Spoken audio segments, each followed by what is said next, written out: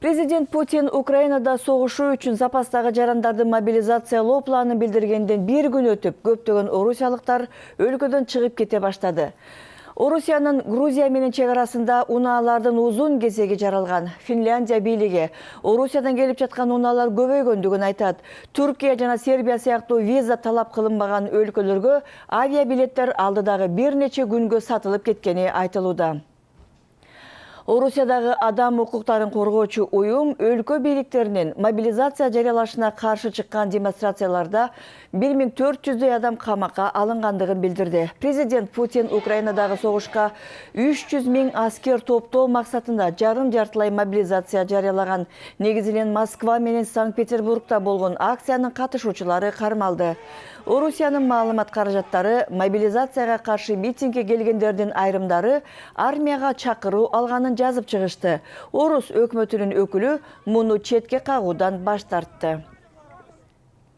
Ошентип Орусиядан сыртка кетчү каттамдарга билеттер тездик менен сатылып кетти. Буга аскерге жарамдуу курактагы эркектерди жакында өлкөдөн чыгарбай коюшат деген кооптонуулар түрткү болду. Мобилизацияга каршы чыккандар менен катар согушка барышыбыз керек дегендер дагы бар. Москва 7 ай мурун Украинага согуш жарыялагандан бери Орусиянын бийликтери согушка каршы чыккандары катуу жазалап келди. Ошого карабай айрым активисттер нааразылык акцияларын улантып жатышат. Кабарчыбыз Уилл баяндайт. Орусияда согушка каршы чыккан активист болуу кооптуу.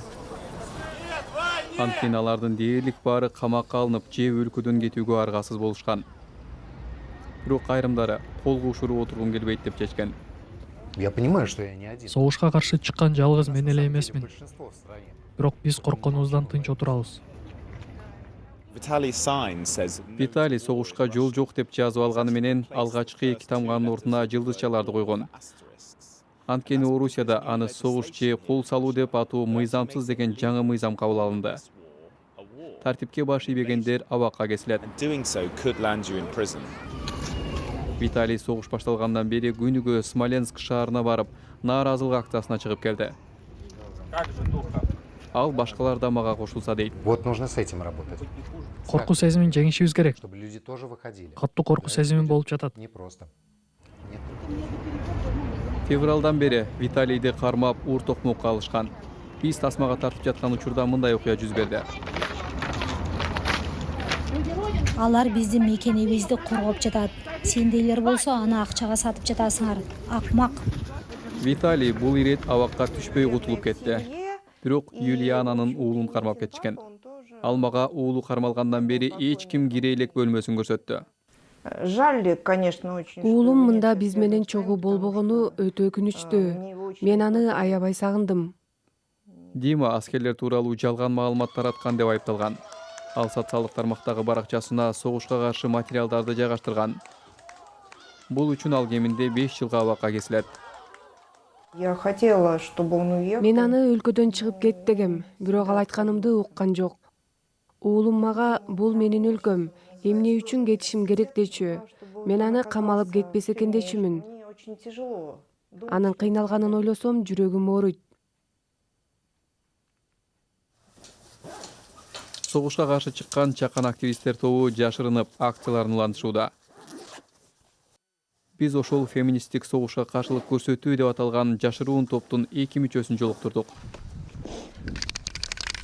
Алар Санкт-Петербургда согушка каршы баннерлерди жасап, дубал бетине жазышууда. Активисттер бизден өздүгүн жашырууну суранды. Бул такыр акылга сыйбаган империалисттик согуш. Мындай болбошу керек эле. Эгер сиздерди кармап кетишсе эмне кылышы мүмкүн? Полиция эмне кылаарын айтуу кыйын. Алар электрошокер же таягын колдонушат. Анан полиция участогунда кыйноого алышы мүмкүн. Бийликтер активисттер куугунтукталып жатканын четке кагып, орусиялыктардын көпчүлүгү Украинадагы аскердик операцияны колдошот деп билдиришти. Бирок жаңжал уланып жаткан чакта Кремль нааразылыктар күчөшү мүмкүн деп кабатыр болууда.